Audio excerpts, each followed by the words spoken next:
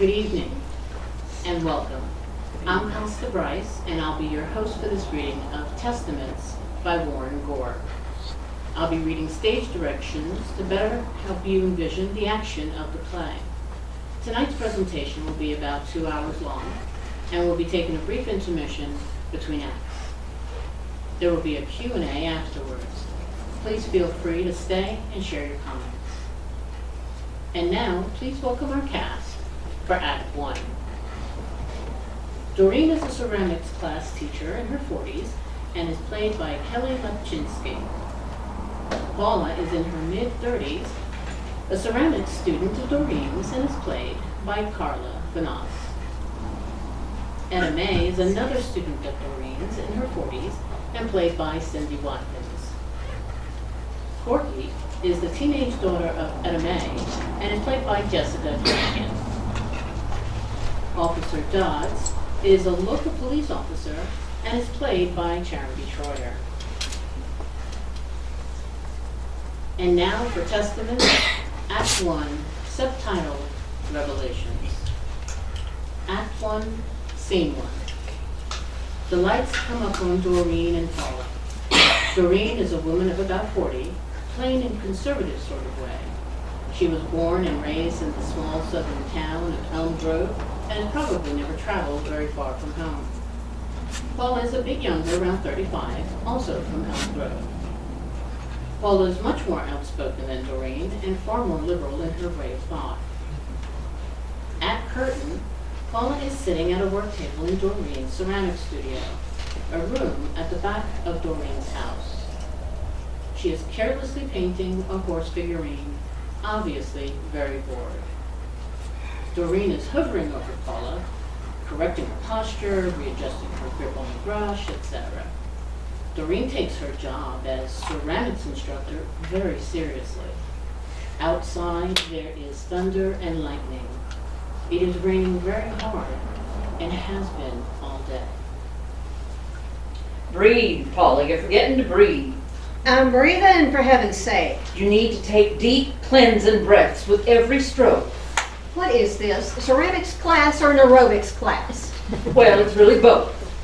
It's very important for you to realize that while you're working with ceramics, not only are you creating a work of art, but you are also giving your hands quite a workout. With every stroke of that brush, you are building new muscles in your fingers, pushing your hands to new heights. Now that's just what I want. One great big old muscular hand. That'd be real attractive. Now just remember, the body is the temple of God, and you would be doing well to strengthen that temple in any way you can. Somehow, I think God would like my temple better if I didn't have a big old hand stuck on it. Paula, don't say things like that. Well now, Doreen, I'm sorry. I didn't mean to upset you. I was just trying to have a good time. Well, okay. It's just that ceramics are very important to me. I was blessed with the gift of greenware, and I feel it is only right to give back some of that fruits. When it comes to fruits, Doreen, I'd say you have a corner on the market. Thank you, Paula. I try. I really do. Now, where was I? You were telling me to breathe. Oh, yeah. Now, while you're breathing, you should look at the color you are using. Is it the right color? Is it the right shade? Does this color help bring out the true beauty of the piece? Now, for instance, I see you have chosen a nice taupe for that horse. Is it because taupe reminds us of dirt and the earth and the outdoors? Or is it because taupe is not as mysterious as black or as powerful as white, therefore showing us that this is a gentle creature? I chose taupe because that was the closest bottle to me, and because taupe goes with everything. I see. Well, there's still plenty of time for you, Paula. There is a knock on the door. Etta May lets herself in. She is a woman of 40, and like the others, she was born and raised in Elm Grove. She is wearing a raincoat and carrying an umbrella. Hi, y'all. There she is. Hi, Etta May. I was getting worried about you. You're 20 minutes late. I'm sorry, but I don't see how you made it in time, Paula. It's raining just buckets and buckets out there. I couldn't hardly see to drive. I know it. It's a mess, and the weatherman said it's just gonna get worse. That's why you should have left early. I really should have. But Wayne and the kids were fussing and I had to be the referee. Oh, I'm sorry, Etta May. Don't be. It may have been loud, but at least we was talking. Wayne don't do nothing but drink beer and watch TV, and I don't know what Bo does. He comes straight from home from school and locks himself up in his room. When I heard him yell at his daddy tonight, I said a prayer of thanks. For the past 3 years, I've thought he was autistic. At least Corky is normal, I guess. Well, like they say, normal is just a setting on a washing machine. Paula and Anna Mae look at each other confused. Anyway, at least your kids are at home. Would you believe little John's gone out camping? Doreen, you let him go out on a night like this? Of course I didn't let him go. As a matter of fact, I told him I absolutely forbid him to leave this house. What did he say? He told me I could ground him when he came back. What time do you expect him home? I stopped expecting anything from the men in this family years ago. Anyway, Doreen Jenkins didn't raise no fool. I bet if things get bad out, he'll be right back. You're right. He'll probably show up any minute. I guess if Etta Mae can make it here, anybody can. Paula, what do you mean by that? I'm a real good driver. I made a B in driver's ed in high school. I was just joking. Etta Mae, God. Don't say that, Paula. He can hear you. Who can? He can. God. He sees and hears everything. Well, so does Santa Claus, but you don't see him getting pissed off every time somebody says his name. Anna Mae snickers under her breath. I don't see a thing funny about using the Lord's name in vain. Remember, he's all powerful. Well, I don't know, Doreen. The way you got me building up the muscles in my hands, I bet I could take him down in arm wrestling. I'm not talking about this anymore. Anna Mae, I am glad you're finally here. Your little bullfighter's getting lonely over there. Yeah, Mr. Greenpants thought you forgot about him. Anna Mae goes to get her ceramic bullfighter. You know, I don't know why I decided to paint his pants green. I think it's a real pretty shade, Etta Mae. Yeah, but there's nothing in my house that's green. Not one thing. Well, you got that old green couch in your garage. Well, I am not putting Mr. Greenpants in the garage. I'd put him on the TV set. Now, lots of green stuff comes on TV. You have got to be joking, Doreen. No, it matches sometimes. I might do it. Either that or on the table next to the aloe plant. That's green. I'd do that. At least it's green all the time. I think I will. You know, that's where I put baby Jesus at Christmas time. The green in the manger hay looks real pretty by the aloe. It sure does. It looks stunning. Well, thank you, Doreen. I painted my baby Jesus just plain taupe. Manger, hay, and all. That way it goes with everything. True, but I don't know. The whole thing taupe. It just seems like it would all blend together. Don't the taupe manger hay make his little taupe body look all hairy? Well, it most certainly does not. Okay. But now I've been doing this for years and it just seems like it would. No, Doreen, I saw it at Paula's Christmas Carol and Red Velvet Cake Party last year, and it really looked smart, kind of antique-like. I don't remember a Christmas Carol and Red Velvet Cake Party. Weren't you there? I just know I sent you an invitation. Well, I think I would remember a party of that nature. I love red velvet cake. I'll bet the invitation just got lost in the mail. You know how busy the post office is at Christmas time. I feel sure that must be what happened. Well, maybe. But it seems like I would have got it eventually. I wouldn't bet on it. Didn't you read that feature story in the Elm Grove Hot News last week about old widow Bowman? I don't take the hot news. Well, it was a fascinating story. It was saying that she got a letter from her husband about 3 weeks ago. Mr. Bowman's been dead for 45 years. Exactly. That's why the story was so fascinating. See, he wrote her this letter while he was overseas in World War II, and the mailman just brought it 3 weeks ago. You've got to be kidding. No, ma'am, it's true. And old widow Bowman had an aneurysm right there in front of Mr. Dobert, the mailman. Did she die? No, but she's certainly not feeling well. That's terrible. I'll have to send over a roast. That gives me the goose flesh. It sounds like something you'd read in one of them scary Time Life books about stuff that shouldn't happen, but it does anyway. Don't it, though? It sure does. Maybe one day when I'm dead and gone, you'll get the invitation to my Christmas Carol and Red Velvet Cake Party. Don't even say that, Paula. You're giving me the creeps. Just look at my arm. Yep, goose flesh. Let's just change the subject. I didn't mean to give you the willies, Doreen. It's okay. I just hate those Time Life books. Let's talk about ceramics. No, let's don't. Ceramics bore me. Why, Paula Bartlett? How can you even say such a thing? You've been coming to my ceramics class for 2 years. Yes, I have. And Doreen, I sure don't want to hurt your feelings, but in all honesty, I hate your ceramics class. Then why in the world do you keep coming? Well, I guess I really just love to smell the paint. Oh, you're silly. Maybe, but it's true. If you sniffing up with this stuff? You catch a good buzz. And it sure is a lot easier for me to go home to Jess and the kids for the buzz. Oh my God, you're a drug addict. I am not a drug addict. You're so dramatic. I just can't believe this. Next thing you know, you'll be smoking a marijuana cigarette. Don't get all worked up, Doreen. You need to relax. Here, take a sniff of the burnt umber. I will not. Now I'm going to the powder room, and when I return, I had better not hear one more word about Time Life books or illegal drugs. Doreen exits. Doreen can be such a cootie sometimes. Well, now, Paula, she's just been all upset since Big John left her. Well, do you blame him? He didn't have room to breathe in this house. She stacked it so full of little ceramic doodads. It's like living in a curio cabinet. I'm sure that's why he walked out.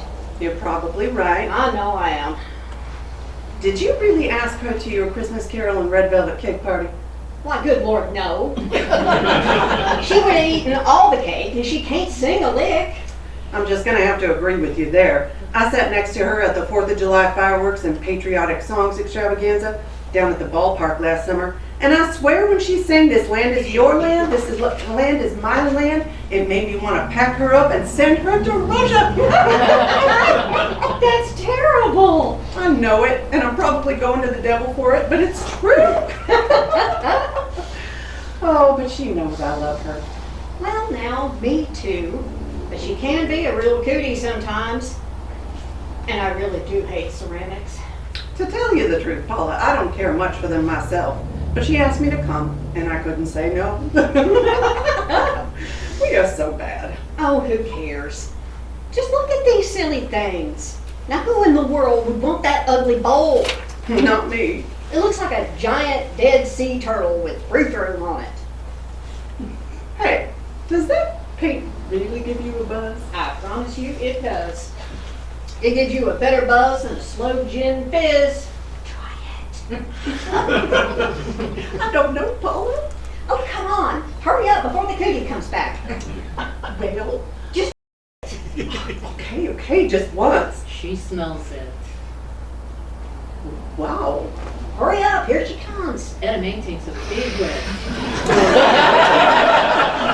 Doreen re-enters. I'm back. Oh, goody. Doreen looks at Etta Mae suspiciously. I apologize for snapping at you, Paula. I really hate that you hate my ceramics class. Yeah, I'm sorry, too. But now, if there's anything I can do to make this class more interesting for you girls, feel free to tell me.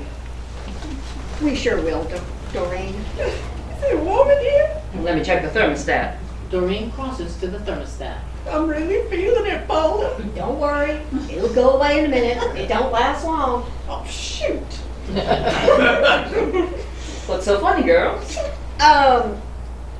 We were just laughing at, The paint!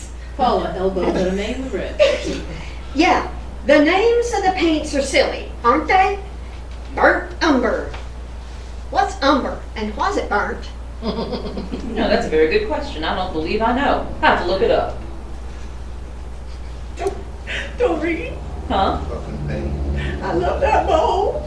Once again, Paula elbows Etta Mae in the ribs and both try to restrain their laughter. Me too. It's my favorite. Etta Mae jumps up. Oh my God, I've got to pee. Etta Mae runs out of the room laughing. Well, what in the world? It's just that silly burnt umber. That really is funny, isn't it? And look at this one, burnt sienna. Well, see, this class can be fun. Yes, you're right. Etta Mae just loves it. Sure she does. It really is a shame, though. What is? She's not very good at it. Doreen! She's not. That cookie jar she did was just hideous. It wasn't that bad.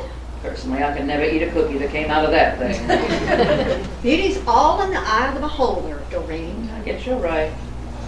And anyway, it's hard to tell what these colors are going to be after they've been fired.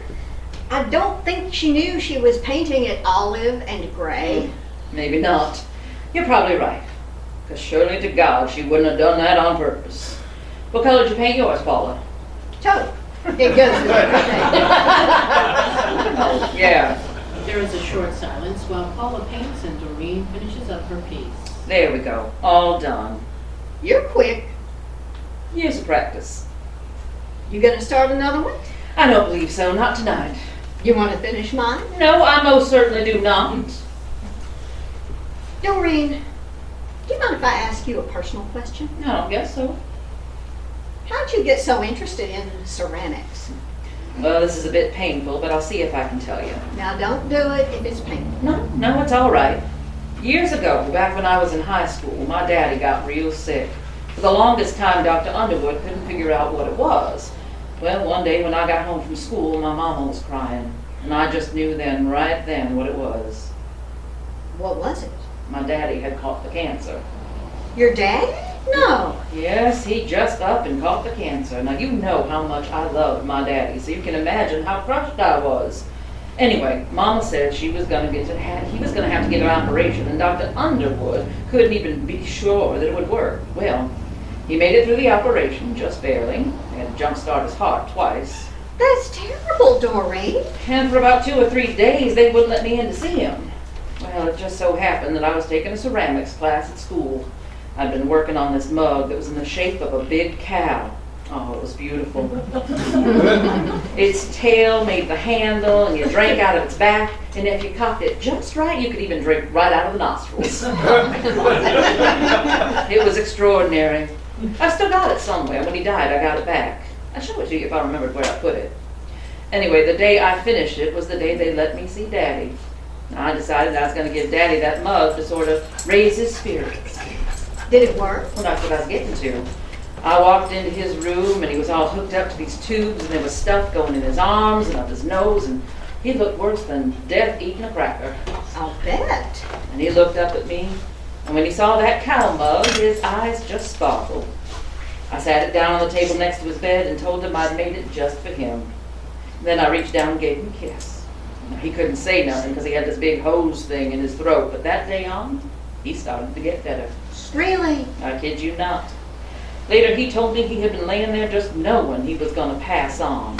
He said he'd been thinking about when he was a little boy living on a farm, and he was remembering all the mornings he got up to milk the cows. And right then, that's when I brought in that cow mug. You're kidding. No, ma'am, strange but true. He said he was going to take it as a sign from God that he was going to make it. And needless to say, I knew that God had chosen me to spread the message of hope and faith through ceramics. That is a beautiful, beautiful story. Corky, Etta Mae's teenage daughter, appears in the driveway. Knock, knock. Hi, Corky, come on in. Hi, Corky. Is Mama here? She sure is. She's in the powder room right now. What are you doing out on a night like this? Daddy heard on the radio there was a flash flood warning out, and he was worried Mama would get stuck over here and drive y'all crazy. Is it still bad out? Oh, it's terrible. Goose Creek's done spilled its bank in a couple of places. Law. It sure has. Etta Mae re-enters. Hi, honey, what are you doing here? Corky says this flash flood's out. I tried to call y'all, but the phones are out, so Daddy sent me over here to get you. Why didn't he come? I can't believe him sending a 16-year-old girl out in weather like this. I can drive, Mama. He probably just didn't want to put his pants back on. Mama! Well, it's true. He sits there in his drawers in front of the TV set all night long. That sounds familiar. You're airing laundry, Mama. If you can't air your laundry in front of your friends, who can you air it in front of? Well, maybe you shouldn't air it at all. You know what happens when you don't air your laundry, Corky? You get stinky clothes. Believe me, people can smell dirty laundry a mile away. It don't matter anyway. In a few years, you'll move out and forget all about us. You'll have your own laundry. I'll be older and fatter, and your daddy will still be sitting there in those same old drawers watching that same old TV. Nothing ever changes in the South, not even the hairstyles. Y'all are depressing me. Oh, Doreen, everything depresses you. Kathy Lee Gifford depresses you. She's got those great big old sad eyes. For heaven's sake, Doreen, if she was any perkier, she'd be a goddamn coffee pot. I have asked you not to talk about God and Kathy Lee like that in my house. Kathy Lee is a star. I used to want to be a star. You never told me that, Mama. Oh yeah, when I was growing up, I used to watch My Little Margie all the time. I'd sit in front of the mirror for hours trying to look and act just like her. I got pretty good too. Why'd you give it up, Eddie Mae? I finally realized you gotta have something really special to be a star. You know, a pretty voice like Dinah Shore, or a warm smile like Donna Reed, or a shiny coat like Lassie. I just never had anything like that. I think you're fine just the way you are. I bet you could have made it. It was just a silly dream. Anyway, honey, I'm sorry you had to drive over here. Actually, I wanted to come over. I was hoping maybe I'd run into Little John. Is he here? No, honey, I believe he's out camping. Would you believe that? In this weather? Miss Doreen, I don't think that's such a good idea. I know it, but I couldn't stop him. Maybe I should swing by and tell him about the flash flood warning. Where'd he go? Do you think he'd tell me? He didn't even tell you where he was going? All I know is he went to some cave. At least he's out of the rain. Oh, I sure hope so. Me too. Me too. He is. Doreen Jenkins didn't raise no fool. Hey, Eddie Mae, why don't you show Corky that piece you've been working on? Oh, okay. Look here, Colgate. It's a bullfighter. It sure is. Oh, Mama, that's real cute. Thanks. I thought I'd put it in by the aloe plant. Yes, and you've got that picture of the Chihuahua with those great big old eyes in the attic. You could hang that up and make a Mexican motif. I thought bullfighters come from Spain. It's the same thing. I think that'd look real nice, Eddie Mae. Coky's real good at stuff like that. She's the one who hung up all those baskets of plastic eggs in the kitchen. I always liked them. It's a flare, I guess. I don't mean to change the subject on you, but do you really think it's gonna flood? I don't know, but if we don't get on back, Daddy's gonna think we washed away. Then he'll have to put his pants on and come looking for us. And that would not make him a happy man. Well, now y'all run on. I'll put your pants and your stuff away for you. Are you sure? Yeah, it's no problem. Thanks, Doreen. I guess I'll finish Mr. Green Pants up next week. He'll be waiting for you. Now y'all be careful out in the rain. We will. Now tell Little John to call me when the phones come back up. I sure will. Bye-bye, Paula. See you next week. Bye. Etta Mae and Corky exit. You know, she is a real nice girl, but I'm not sure I like her. Who, Corky? Yes? Why's that? You gotta promise not to tell Eddie Mae if I tell you. She'd just die if she knew. I promise. Well, I was putting up some clothes I'd washed the other day. You'll never believe what I found in Little John's underwear drawer. What? A box of condos. Excuse me? Rubbers. I thought I'd die. I cried for 2 hours. Oh, Doreen. He's 18. He's a grown man. Know it. And I suppose that with that acquired AIDS deficiency syndrome going around, I should be glad he's using them. But I can't help thinking that Corky pressured him into it. Don't be stupid, Doreen. I am not stupid, thank you very much. And you'd be worried too if your Scotty was having sex. Of course I would. Scotty's 6 years old. That's not the point. Anyway, maybe it's not even Corky. Paula, Little John has been dating her for almost a year. Are you implying that he is a sex maniac? This is a ridiculous conversation. It just really upsets me. I think I'm going to vomit. Well, you are not. Just think of something else. This has not been a good night for me at all. First those terrible Time Life books, then drugs, now sex. I'm going to have to go wash my hands. I'll be right back. Doreen exits. Paula crosses to the window and looks out, worried. Then she crosses to the ceramic core she has been working on and puts it back on the shelf. She picks up her coat and starts to put it on when Etta Mae and Corky re-enter. Don't even think about leaving. You better put your coat down, Paula. Why's that? Goose Creek is all over the road. We couldn't even get out of the driveway. They said on the car radio that it's flooded lots of roads in the area and it's still rising. Oh, great. You mean we're stuck here? It looks like it. Well, at least it's a good excuse not to have to go home and look at Jess. Where's Doreen? She had to go wash her hands. Oh, I hope she don't mind us staying. Unless she's got a lifeboat, we don't have any choice. well, now maybe this will be fun. I, for one, cannot begin to tell you how thrilled I am at the prospect of having a 24-hour ceramathon. No, we'll just pretend like we're at a Girl Scout camp. Right. We'll build a campfire in that big ugly bowl, and then we'll sit around it while Doreen leads us in some inspirational songs. After that, we'll read a good, scary ghost story from a Oh, I know. Then we can have a weenie roast in Doreen's ceramics oven. Doreen re-enters. Hi again. Did y'all forget something? The road's out.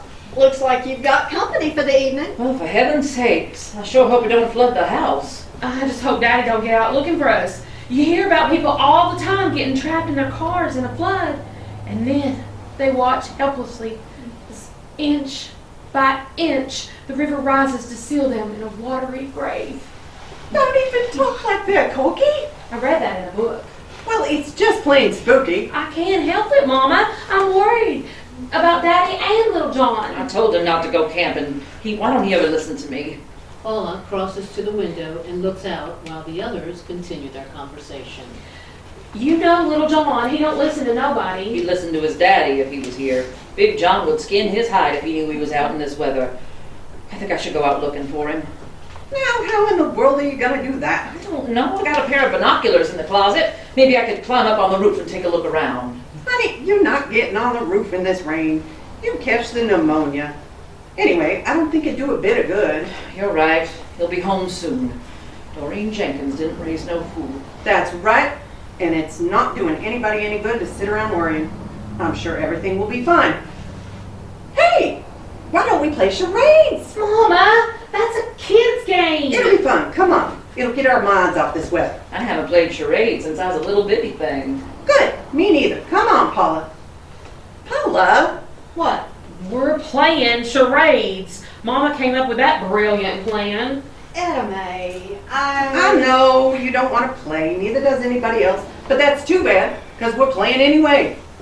Okay, now y'all sit over there. I'm it. Let me think. Okay. Etta May makes the sign for TV show. TV show. Etta May shakes her head yes, then she holds up one finger. One word. Etta May shakes her head yes, then she makes an ugly fish face. Oh my Lord, I'm so embarrassed. Etta May acts like a fish for a long time while the others stare at her. No one guesses anything. Y'all gotta guess. It's not fun if y'all don't guess. It's not fun anyway, Etta May. Paula. Okay. Fish. Etta May shakes her head yes. Good, I got it. I won. Now let's stop. I don't remember a TV show called Fish. There was one. It started a pagoda. That's not it. Keep guessing. Shoot, Etta May, you were acting like a big fish, and I said fish, and now you tell me that's not it. I think you're cheating. I am not cheating. Just keep trying. Gummy. Jaws. Tuna fish. Trout. Perch. Catfish. Fish sticks. No, it's a TV show. Have you never heard of a TV show called Fish Sticks? Good God, Etta May. Anyway, that's 2 words. We guessed every fish that ever lived. Do something else. Don't keep swimming around. We're obviously not gonna get it from that lame clue. Okay, I'll try something else. Now, this is the same show. I'm just acting it out different, okay? Here I go. Just hush, Mama, and do it. Cookie, don't smart mouth me. Sorry, tension's high, Mama. Etta May lies on her back and starts rolling around the floor. Rolling. Roll. Roll over. Everyone stares at Doreen. Kojak. Well, that's a show with one word. Spin. Turn. Careen. Wheel. Etta May keeps rolling, but no one guesses. Finally, she does a forward roll. I can't even believe this is happening. Tumble. Flip. Etta May sits up and shakes her head vigorously. Flipper. It's Flipper. Oh, yes. Doreen got it. I got it. What's Flipper? I've never heard of that show. Oh, it was this show about a big old fish that this family without a mama had as a pet. And the 2 boys in the show would ride around on its back and it'd talk back to them in fish language. But of course, they always knew what he was saying. You know, I used to watch that show all the time. I never could understand that fish. Anyway, it was a real good show that came on in the 60s. Mama, I wasn't even born in the 60s. How was I supposed to get a TV show that came on before I was even born? I'm sorry, Corky. I didn't think of that. I'll do something easier next time. Well, I'm not playing anymore. This is a stupid game. And Flipper wasn't even a fish anyway. He was a porpoise. And porpoise is a mammal. Is it really? Yes, it is. I believe Paula's right. I think that's why they've got that blowhole on their head so they can breathe. I thought that was some sort of drain or something. Why would a porpoise need a I drain? never could figure that out. I don't believe y'all. It's flooding out there. Doreen and your son could be in danger. And you're sitting here discussing blowholes. Well, Paula, Etta Mae wouldn't let me climb up on the roof. What do you want me to do? I don't know, but unless you can call up Flipper and get him to swim us the hell out of here, I wish you'd talk about something a little more serious. It wasn't my idea to play Flipper. Charades. Whatever it's called. You're just jealous because you didn't win. You could not be more wrong. I'm glad you won. At least it got Etta Mae to stop flopping around on the floor. I was just trying to help. Where you were working on my very last nerve. Y'all don't fuss. Things are bad enough without y'all yelling. Miss Doreen, why don't we go in the kitchen and make some coffee? Well, Y'all want some coffee? I guess I could use a cup. Good. Paula? Sure, why not? all I got is instant. That'll be fine. It's taster's choice. That's mine. Freeze dried. That's fine, Doreen. Come on. Corky and Doreen exit. There's a long pause. I'm sorry, Etta Mae. I don't know what got into me. Oh, that's all right. My hormones are just all out of whack. You got your period? I wish I haven't had one of those in weeks. You mean? Yes, I'm pregnant. Paula, that's great. Congratulations. Why didn't you tell us? Cause I haven't decided yet if I'm gonna keep it or not. What do you mean? I don't know. I just don't know if I should have it or not. It's a big decision to make. Well, what does Jess say? Just don't know about it. Don't you think he should have a say in the matter? No. Sure he should. He's the father. Paula does not answer. Isn't he? Paula? There is a long pause. Paula stares at the floor. Etta Mae stares at Paula in amazement. Doreen re-enters. Y'all won't believe this, the whole backyard's underwater. If it keeps raining, it's gonna come right up in the kitchen. Etta Mae continues to stare at Paula. Surely to goodness it'll stop before that happens. Right, Etta Mae? Yeah. Yeah. This night is just straight out of a horror movie. I think I'm gonna cry. Doreen cries. Paula crosses to Doreen and puts her arm around her. Come on, Doreen, don't cry. I'm sorry. Doreen continues to cry. Doreen, don't cry, okay? I can't help it, Paula. Big John's left me and Little John's out there in that flood, and I'm gonna need a boat to make breakfast in the kitchen tomorrow. You're just having one of those days. I sure am. And I didn't help you any by yelling at you, did I? That's okay, Paula. I know the rain's upset you too. Yeah. It's just the rain that's got us all upset. Etta Mae looks at Paula. But Corky's in there making us some good hot coffee, and everything's gonna be just fine. But what if it's not? Well, then we'll watch helplessly as inch by inch the water level rises to seal us in a watery grave. Doreen and Etta Mae look at Paula in horror. Slowly, they all begin to laugh. As lights fade, end of Act 1, Scene 1.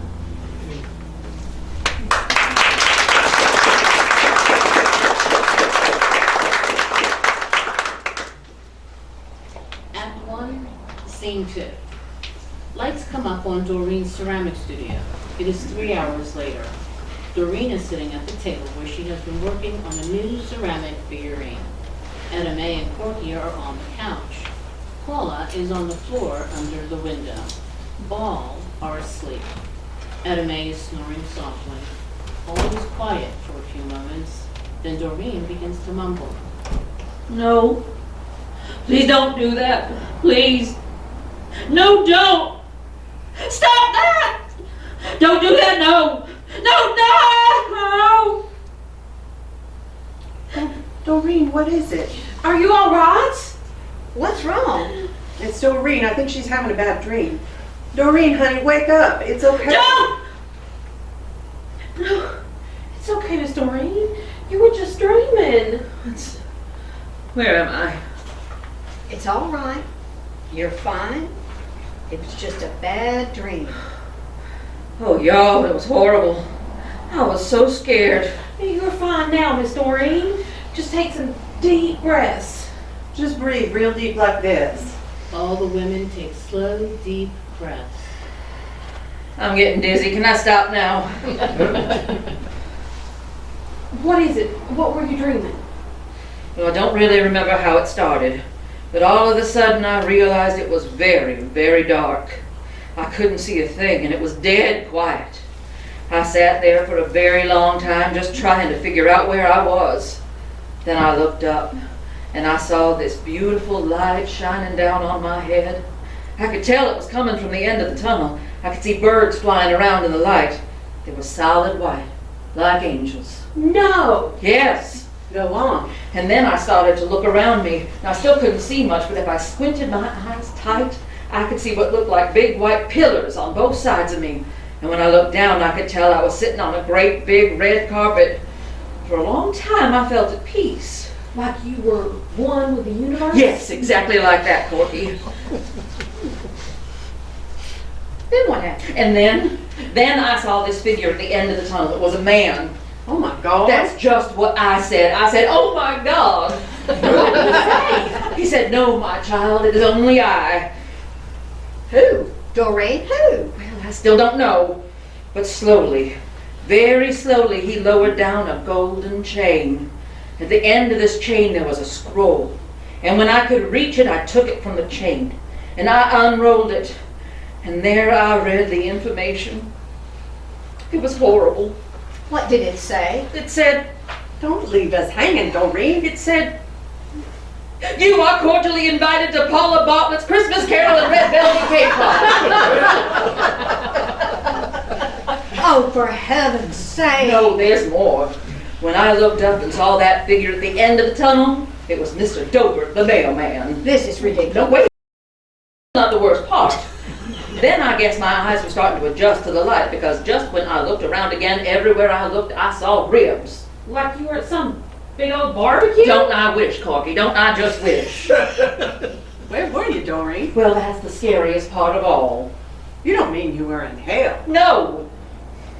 I had been swallowed up by Flipper.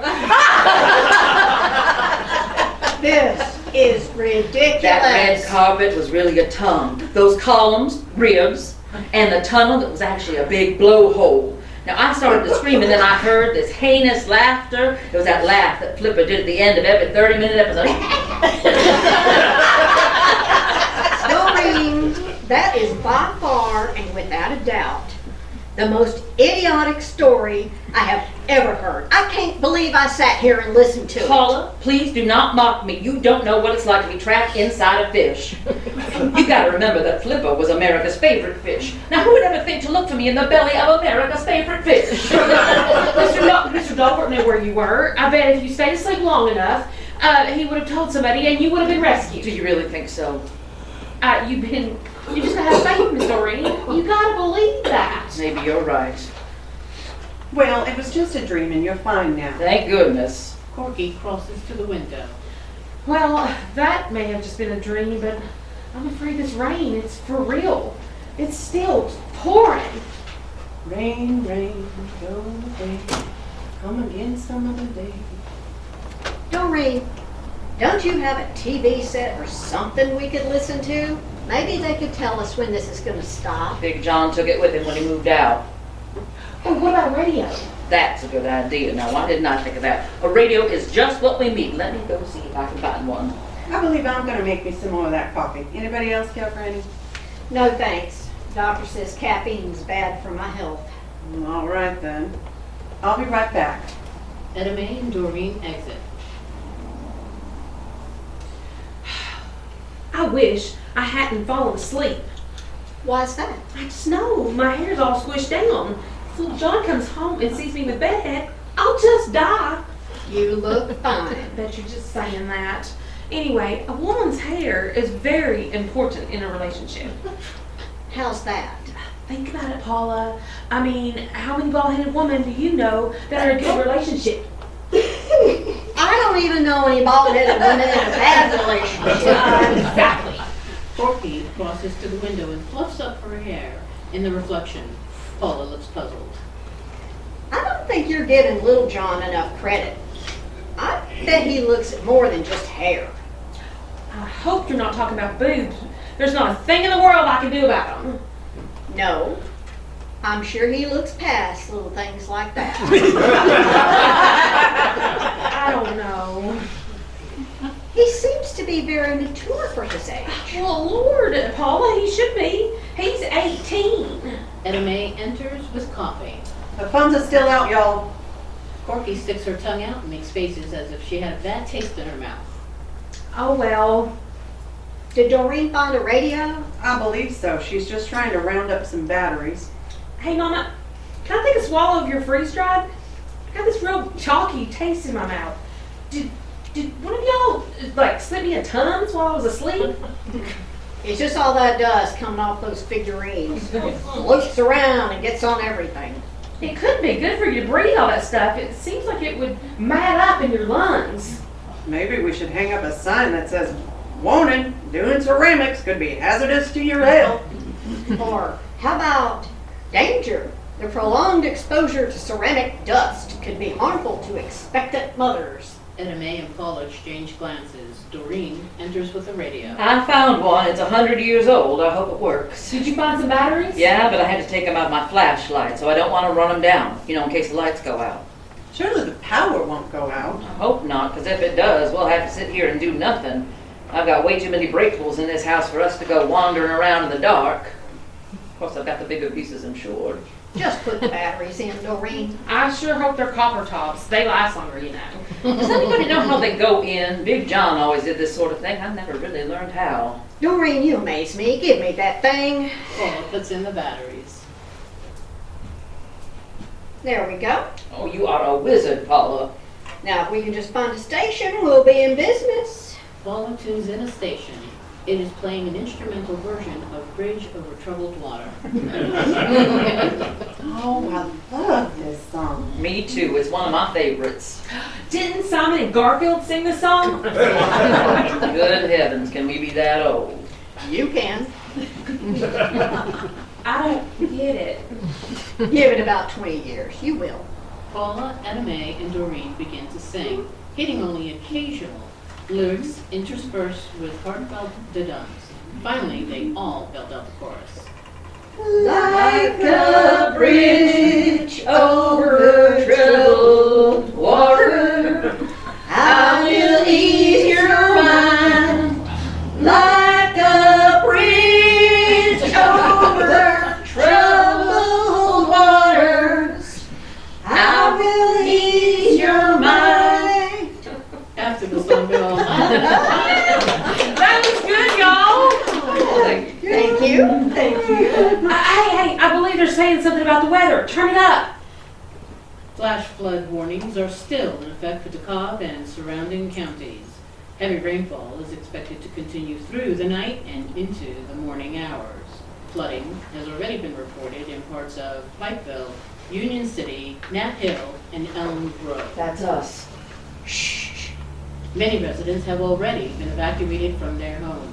Rescue squads have been busy all evening aiding stranded motorists and other flood victims. Told you. So far, 3 deaths have been attributed to the flood. All of the deaths occurred when a rescue boat carrying an elderly couple and a young child capsized in a swift current. Oh, that's terrible. Apparently, none were wearing life jackets at the time. And there is still no word as to the condition or the identity of the two young men trapped inside of Compton's cave. Apparently, the two were camping in the cave when the water from a flooded Crystal Creek sealed the entrance. It's Little John! I know it's Little John! In other news, That is not Little John. It can't be. Doreen Jenkins didn't raise no fool. Mama, do something! Oh my God. Now, Corky, just try to calm down. Mama!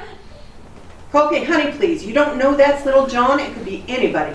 They said they didn't know who. It's Little John! It's gotta be! Who else could go camping in a cave during a flash Please, flood? God, don't take away my boy. He's gonna drown! Corky, you just need to get a hold of yourself. But he won't be able to breathe! He'll suffocate, Mama! Please don't let Little John drown! Do something! I don't know what. I can't. Please, Maybe Lord, he's- please. If he does, I won't be able to. Paula has begun to touch her stomach as if she is getting sick. Don't talk like that, Corky, please. We've gotta do something! We've gotta help him! He's going to be fine. I just know he's going to be fine. That's easy for you to say! You're not his girlfriend! Little John is special to lots of people. But nobody loves him like I do! You don't even know what love is, Corky. You're just 16. Miss Doreen! There's a big difference in sex and love. Who said anything about sex? I found that box of condos. Now I know what y'all have been up to. Corky. Mama! She's making that up!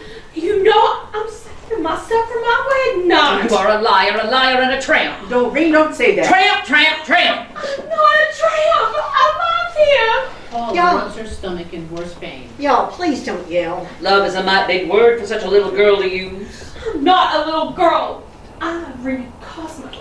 Corky. And anyway, what would you know about love? I know I don't have to read about it in a smut magazine. Well, you need to read about it somewhere. All you know how to love are your damn ceramics. You couldn't even keep your husband happy. She didn't mean that, Doreen. Oh, yes, I did. I most certainly did. Tramp.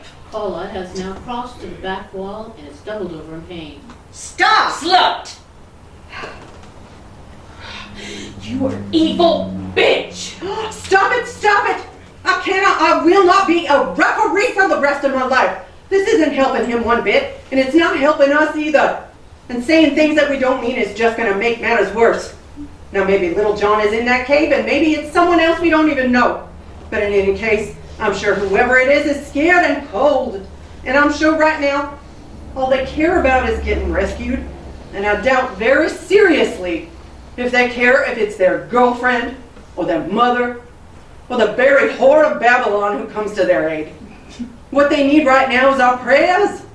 So I suggest you just think about that before either one of you opens your mouth again.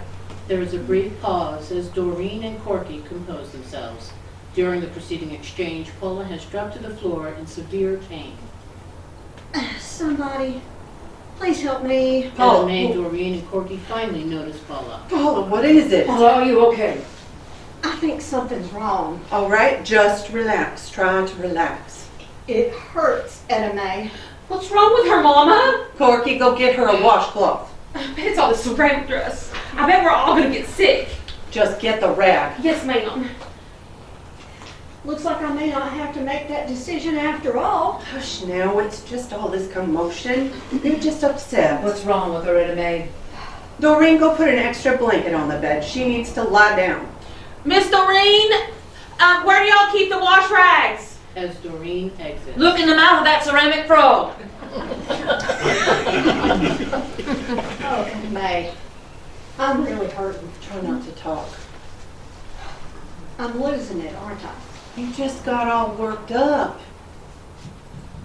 Etta Mae, I gotta tell you something. I've gotta tell somebody. Not now. You need to rest. But it's Little John's. Etta Mae sits in stunned silence. Corky enters. Here's that rag. Are you feeling any better, Miss Paula? She just needs to lie down for a little while. I just can't believe it's not. If it wasn't so awful, it'd be kind of funny. Oh, Corky, I don't see anything. Oh, let her laugh at May.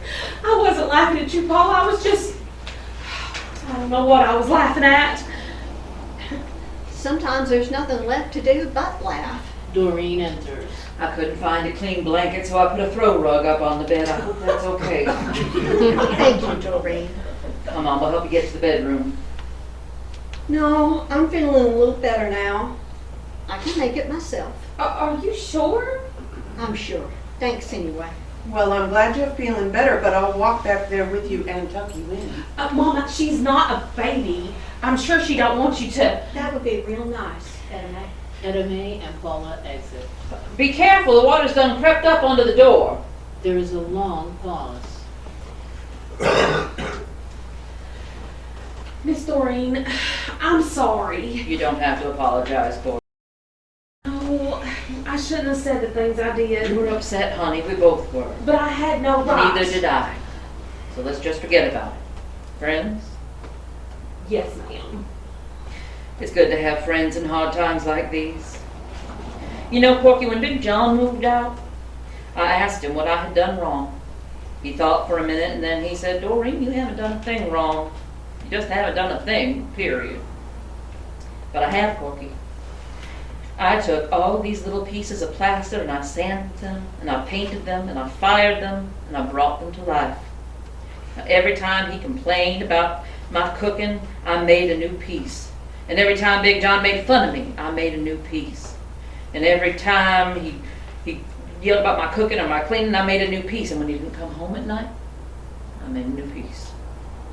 You know, Corky, sometimes when I'm feeling sad, I'll just pick up this clown I made. I'll look at it, this silly little smile, and after a while, I'm smiling too. Or if I get to feeling that I'm not worth much, I'll just look at this little bird. Do you know that I painted every feather on its black back by hand? Now, most people wouldn't have the patience to do that. When I get to feeling so lonely that I just don't think I can take it any longer, I just take a look around and see that I've got hundreds of little friends watching over me, keeping me company. Big John says I haven't done nothing, but I have, Corky. I have survived. Corky smiles at Doreen. Then she crosses to a shelf of ceramics and picks up a small, ornate box. You like that one, Corky? Yes, ma'am. It's beautiful. I made that for little John when he lost his first tooth. It's still in there, open it. Corky opens the box and looks inside. Oh, it's so tiny. This is just precious. Little John didn't like it much. He said the tooth fairy must be really mad at me. Everyone else gets a quarter for their tooth. She just put mine in a box and gave it back. Well, I think it's wonderful. Why don't you take it home with you? Miss Doreen, I couldn't. Really? I want you to have it. Keep it for good luck. Thank you. I'll need it tonight. Why do you think all this has happened? Well, there's no way to be sure, but I have this feeling. What kind of feeling? I have this really odd notion that before the night's over, we're gonna hear trumpets. Could be one, could be more. Trumpets? Yeah, you know, like bugles or something. Miss Doreen, I bet there's a room in that bed beside Miss Paula. No, I'm fine, Corky. It's just... Have you ever read the book of Revelations? I don't think so, but tell me a little bit about it. Maybe I've seen the movie. It's not a movie. It's a book in the Bible. Are you sure it wasn't a movie too? Maybe Charlton Heston was in it. No, he was only an Old Testament actor. Anyway, it says in Revelations that at the end of the world, all this terrible stuff will happen.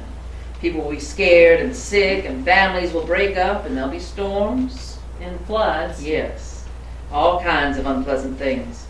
And then the sky will split open, and the angels will come swooping down, and they'll be blowing trumpets. What will they be playing? I don't know. Probably a hymn or something. I hope it's How Great Thou Art. It might just be, Corky. But whatever it is, I want to be ready. So tonight, if you hear any trumpets, I sure will let you know. thanks. What do you think is wrong with Paula? Could be gas, I guess. That's probably it. But she said something real funny that I don't understand. You mean funny like ha-ha, or funny like strange? Like strange. She said it looks like I may not have to make that decision after all. What decision? That's what I don't know. Well, why didn't you just ask her? Well, I was going to, but Etta Mae sent me out for a blanket. Oh, Off stage, a woman's voice is heard. Hello? Is anybody home? Little John, is that you? Officer Dodds enters through the interior door. She is obviously in a rush, but does her best to hide it. No, ma'am. I'm Officer Dodds. I knocked on the front door, but no one answered, so I just came on in. Is it about little John? Have you come to tell me something about him? No, ma'am. Who's little John? He's my son. He's out there in the rain somewhere. we're afraid he's been trapped in a cave. Are one of those boys yours? I hope not. Do you know anything about it? Just that they've been trying to rescue those two guys for hours. I don't think they've had any luck yet. I hate to bring more bad news to you, but I'm afraid we're going to have to evacuate you. You're kidding. Edame enters. But I don't want to leave my home. Mama, we're being evacuated. Why? I was just about to tell these ladies about the dam over at Horseshoe Lake. What about it? Well, it seems to have a crack in it. Oh no. I guess all this rain is putting a strain on it. They don't know how long it's going to be able to hold up. If that dam breaks, this whole area is going to be in big trouble. So I'm afraid we're going to have to put you up at the Shangri Lodge for just a little while. And we really don't have much time. Is the road still underwater? Yes, ma'am. I've got a boat outside. It's kind of small. Is it only the three of y'all? No, there's another one in the bed. She's real sick. She needs to get to a hospital as soon as possible. I can radio ahead for an ambulance to meet us somewhere. That would be real good. Officer, I'm not leaving my home. What if little John comes home and don't know where I am? Ma'am, I really don't think anyone's coming here tonight. Not without a boat. Now, if you'll just... But what about my ceramics? I can't just leave them here. I'm afraid you're going to have to. There's barely going to be room for the five of us in that boat, and we really should be moving along. That dam is going to break any minute. I'll go get Paula. Corky, could you grab our coats and then help me get her outside? Sure, Mama. Edame and Corky exit. I'll go see if I can make some extra room in the boat. Officer, I am telling you I am not leaving. You'll just have to go without me. Ma'am, you don't understand. No, you don't understand. My husband ran out on me. My son, my little boy, might be dying at this very minute. Now these ceramics are all I got left, all I'm sure of. And I will not sit there in a cheap motel room and to see if some broken down old dam is going to take them from me too. Ma'am, I've got orders. I have got no choice. Neither do I. I'm staying. Look, I'll tell you what. I'm going to go out there and see how much room I can make in that boat. Maybe I can make enough room for a couple of small pieces. How would that be? Doreen does not answer. Why don't you think about it while I'm outside? But we really don't have much time, okay? Officer Dodds waits for a response, but Doreen still does not answer. After a few seconds, she shakes her head and exits. Doreen stands frozen for a long while, and then she slowly crosses over to the shelf of ceramics. She picks up a figurine. She smashes a piece onto the floor. Then she regains her composure. God, this is Doreen. All my life I have tried to do what is right. Now may have messed up a little along the way, but you know I have tried. I've never asked you for much and you didn't seem to go out of your way to give me much, but I never complained. You gave me a family and a house and you gave me my ceramics, and I know that's more than a lot of people get. And then Big John moved out. That was hard, God, but I still had my baby boy to keep me company. I know that someday he'd want to get married and move out too, and I know that when that day came, it was going to be hard. But I knew it would come, and I was ready for it. I even prayed that you'd let him find the right girl, one that would make him real happy. And now I hear that he may be dying in a cave. A cave, God! Just like your son was buried in. You know what it's like. But are you going to roll the stone away from me? Are you going to get back my little boy in 3 days' time? I don't think so. Oh, sure, you're God and you'll sacrifice your son because you know if things start to hurt too bad, you can just bring him back to life. Well, I'm sorry that little John doesn't mean as much to the world as your son, but he is the world to me. There was a time when I was scared, Lord, just like I'm scared tonight. A time when I thought I was going to lose somebody that I loved a whole lot. And then you gave me my ceramics to show me that everything was going to be okay. Every time I finished a new piece, Lord, I thought of how good you were to Daddy and me when we needed you. But why? Just so someday you can take away everything I ever had in one night, including the very thing you sent me as a sign of hope? Well, I'm sorry, God, but you're not doing this to me. You're not. You got my husband and my boy, but you are not taking these. If I lose them, it's because I decided to get rid of them, not you. Do you hear me? Look. Doreen picks up the finished piece and smashes it onto the floor. See? I did that, not you. Not some giant wall of water that you unleashed. I did it, and I'll do it again. You won't take She smashes another piece. everything I ever worked for She smashes another piece. and dreamed of. I won't let you. She smashes I another won't piece. let you. She picks up I won't. Right as Doreen is about to smash the figurine onto the floor, she freezes. She looks closely at the piece in her hand. It is the cow mug that she made for her father years ago. It's Daddy's cow mug. It's your cow mug, Daddy. There is a very long pause. It is at this point that Doreen realizes that God has not abandoned her. The cow mug gives her renewed faith and hope. Even though she is almost overcome with grief, she struggles to find a passage from the Bible that will comfort her. And God shall wipe away all tears from their eyes. There shall be no more death, neither sorrow nor crying, neither shall there be any more pain. For former things are passed away. And he who sat upon the throne said, Behold, I make all things new. There is a long moment of silence as Doreen tries to compose herself. Finally, Officer Dodds re-enters. It's time. Yes. Ma'am, I have a son of my own, and I only hope Yes. There's always that. There's always hope. Dodds looks at her for a moment, then leads her to the door. Before they get out the door, Doreen stops her. She then goes and picks up the cow mug. She looks around the room to silently say goodbye to her ceramics. Then, as they reach the door, she stops Dodds and speaks with renewed hope. Excuse me, officer. Have you taken a ceramics class? Officer Dodd looks at Doreen confused and shaking her head exits as lights fade, end of Act 1.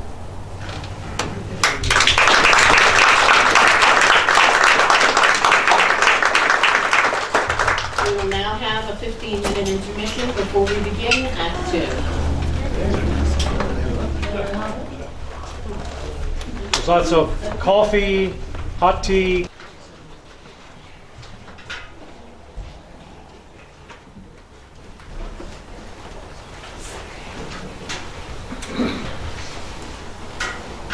Welcome back to Act 2 of Testaments by Warren H. Gore.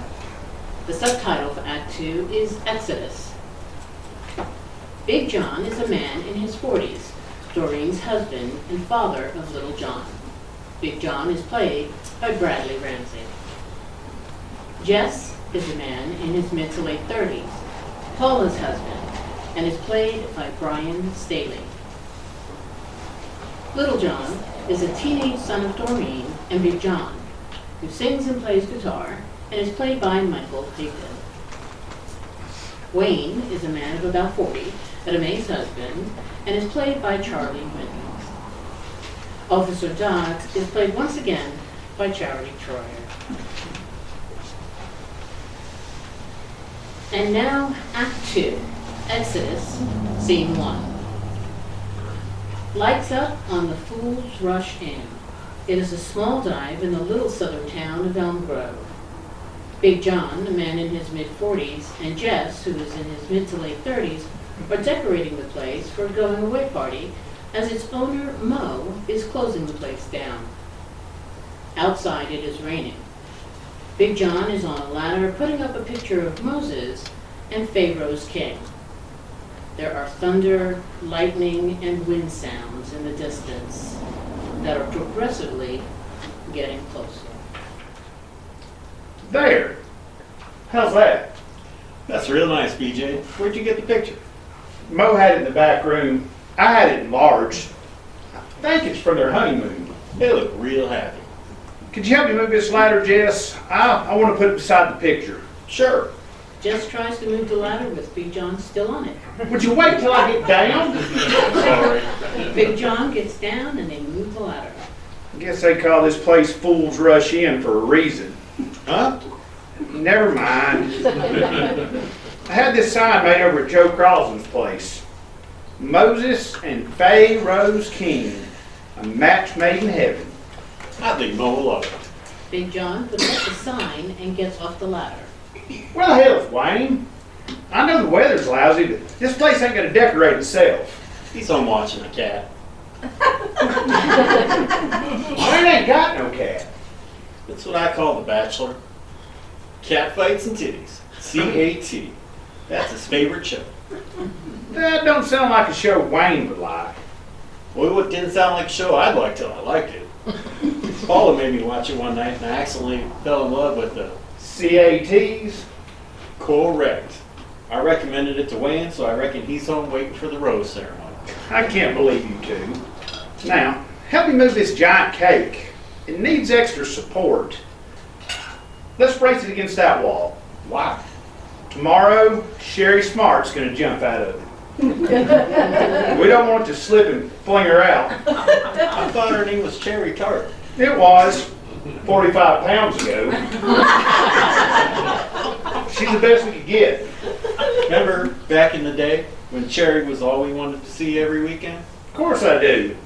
The weekdays belong to Doreen, but on the weekends, Fools rushed in to see Cherry do her act. whipped cream and maraschinos. Sing like an angel and dance like the devil. After the show, she'd give you her number and then laugh. Cherry Tart, the blue balls of telephone calls. She introduced me to Paula, you know? Really? Yep, on accident. I got Cherry's number at least 12 times, and they were always fake. One night, Paula answered. I said, "Are you Cherry?" She said, "No." And the rest is history. Yes, that's about the most unromantic story I've ever heard. Yes, it is, but it's true. I still can't believe Mo is closing this place. We've been coming here for 20 years. More? Hell, I had my first beer here. It was my 17th birthday. I had a fake ID, and I think Mo knew it. Later, I found out he slipped me a non-alcoholic beer. He's always taking care of me.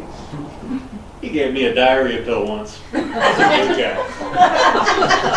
The two men finish moving the cake. There. That should do it. I don't think this cake's going anywhere. You think Sherry's gonna fit in that hole? If she gets stuck, she's gonna look like she's wearing a giant frosted hoop skirt. Good point. She's not supposed to be wearing much. Let's make this hole bigger. Big John and Jeff work to make the hole bigger. I'm really gonna miss Mo. He just ain't been the same since Faye Rose died. I just hope he enjoys his surprise going away party. He will. He told me. What?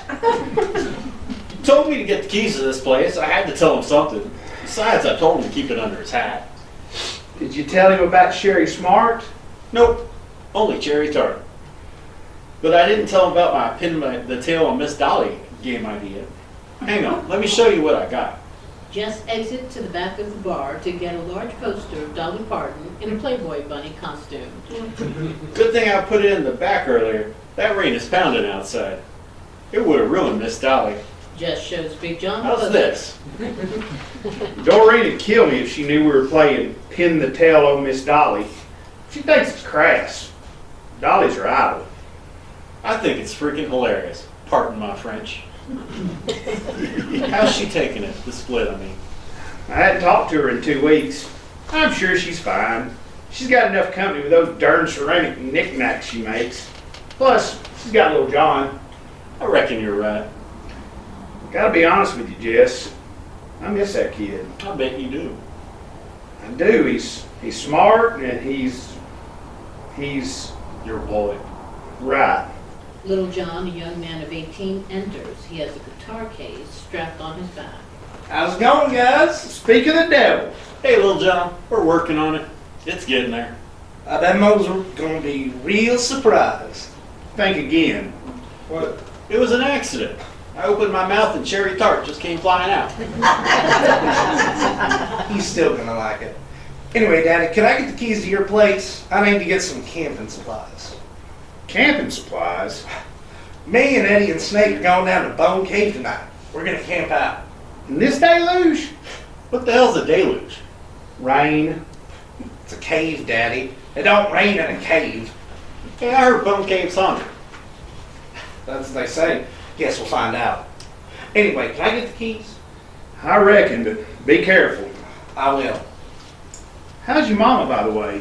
Oh, she's fine. She grounded me. Good for her. Hey, LJ, how's the shooting lessons going with Paula? She's a real pistol, Jess. She picks up on things real fast. She's even been teaching me some things. Lil John's been teaching Paula how to shoot things. No, how to defend herself. There's a difference. It was Etta Mae's idea. She tried to get Mama to take lessons too, but she was too busy with her ceramics. Figures. I tried to teach Paula myself, but she got impatient and quit. Maybe you rushed her. Women like to take it slow. At least Corky does. She's waiting for her freaking wedding night.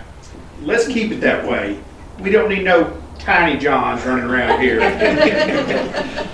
LJ, why don't you stay and help me make some signs? We gotta make things more effective, more festive. Sorry, Jess, but Eddie and Snake are waiting on me. That cave's gonna be. Why are you going to a cave anyway? You want to try my new song? The acoustics are awesome. The boys have a new group. We're the cavemen. The toilet's got good acoustics too. Thanks, Jess, but The toilet men don't have quite the same ring. yeah, Why don't you sing your song for us? it's not quite ready yet. Come on, LJ, just give us a few bars. Really? Come on, son. What's it called? Who cares? I do. No, that's the name of the song. What? Who cares? The name of the song is Who Cares, Jess? I'm flattered, but Just sing it, LJ. Little John grabs a guitar, he tunes it and sings.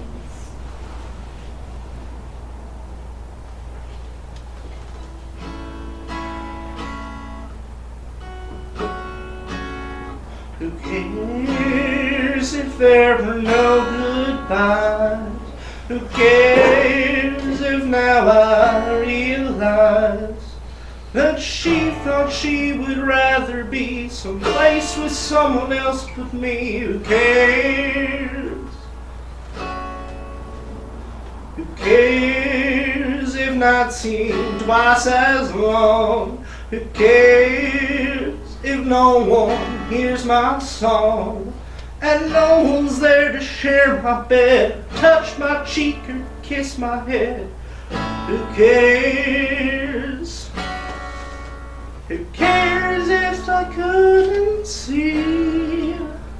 There was no place in her heart for me. So I shouldn't waste time at all taking pictures of her off my wall. I don't miss having fights or moving chairs. So who cares? Who cares if time seems to stand still? Who cares if there's no one who will be there for me when I'm old, warm me up when I'm cold? Who cares? Who cares if I am on my own? Who cares if no one's on the phone to cheer me up with one sweet call? Can't think of anything here. Can't think of a rhyme. How about, or wash my underwear with all? Not bad, just Not good. cheer me up with one sweet call. Or pick up pieces when I I fall. like that, Daddy. All's a detergent, that's why I said. Cares if I'm on my own? Who cares if no one's on the phone to cheer me up with one sweet call? Pick up the pieces when I fall. Who cares? Who cares if there's nobody there to tell me just how much they care, or to sing me my favorite song, or to dance with at home all night long? Sometimes I think it's more than I can bear, 'cause sometimes I care.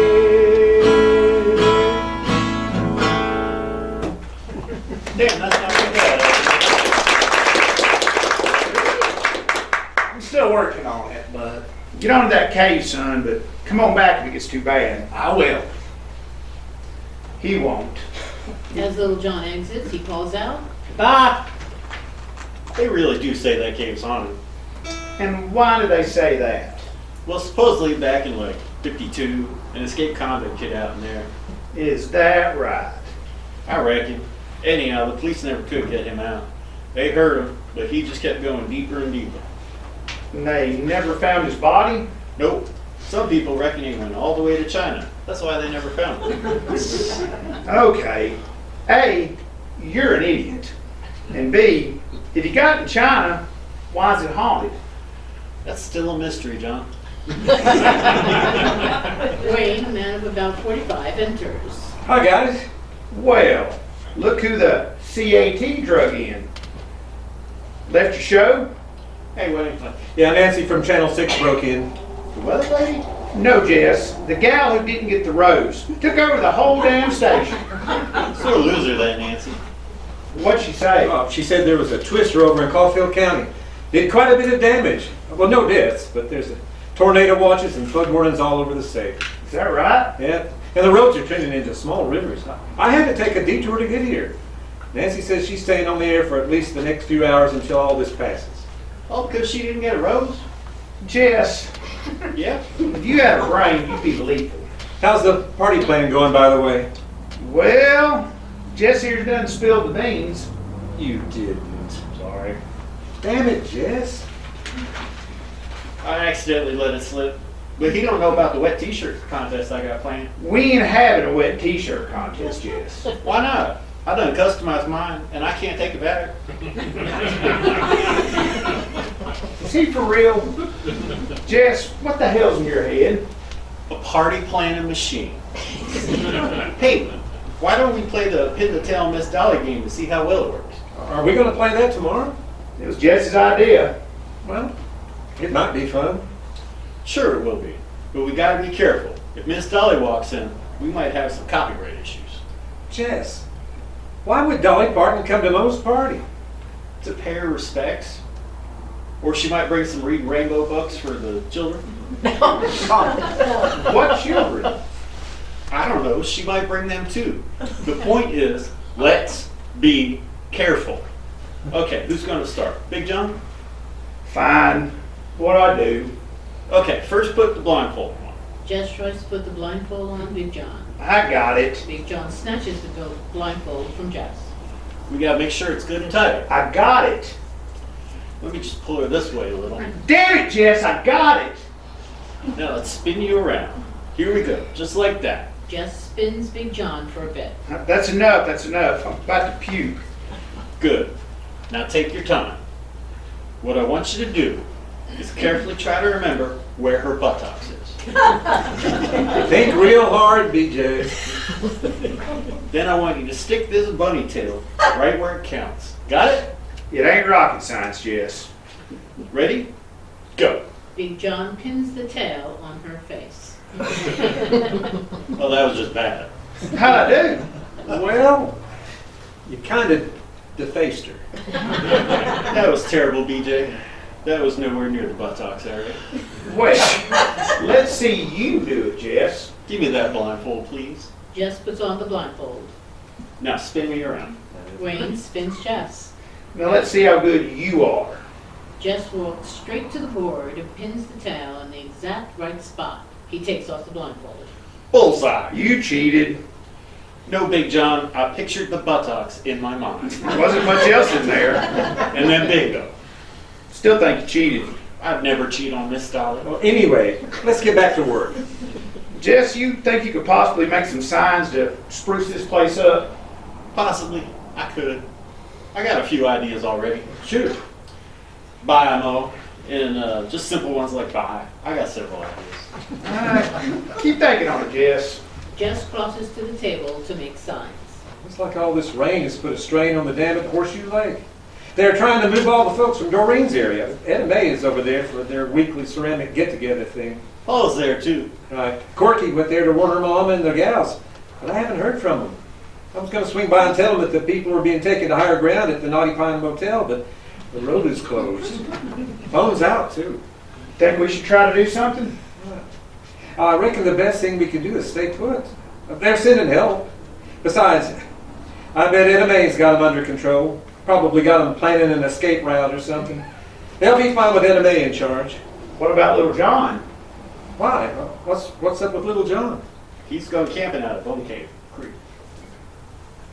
Well, like I said, the roads are a mess. Well, I'm sure he'll get turned back. Jess crosses with signs. I made some signs. How about this? Hate to see you go, Mo. Okay, now that's good. And hell no, Mo, you can't go. Well, Or no Mo. Mo can't go.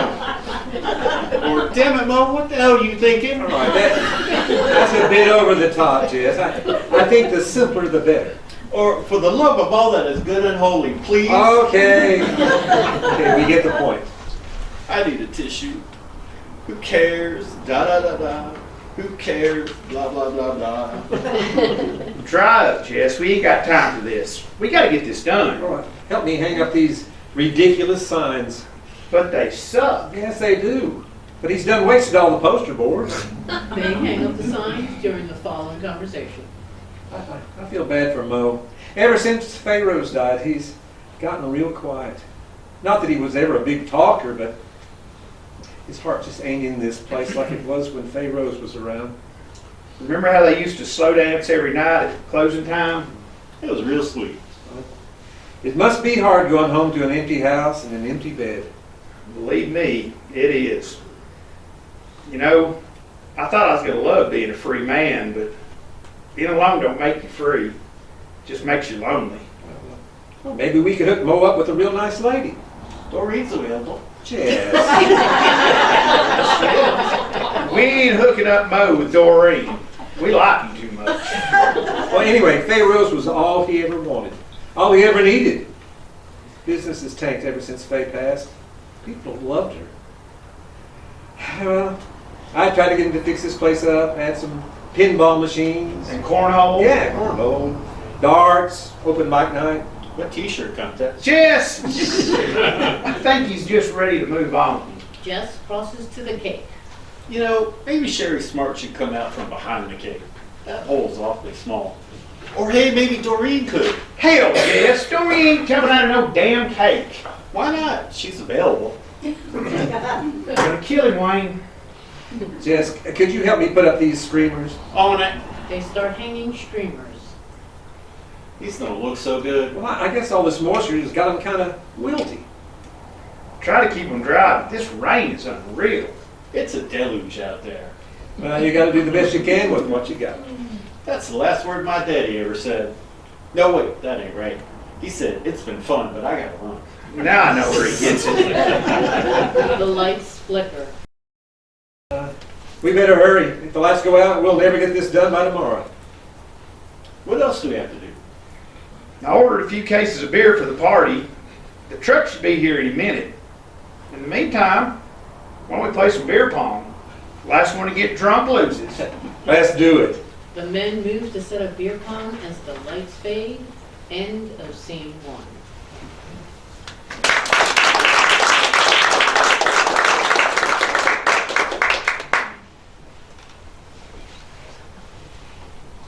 Scene 2. Lights up on the bar.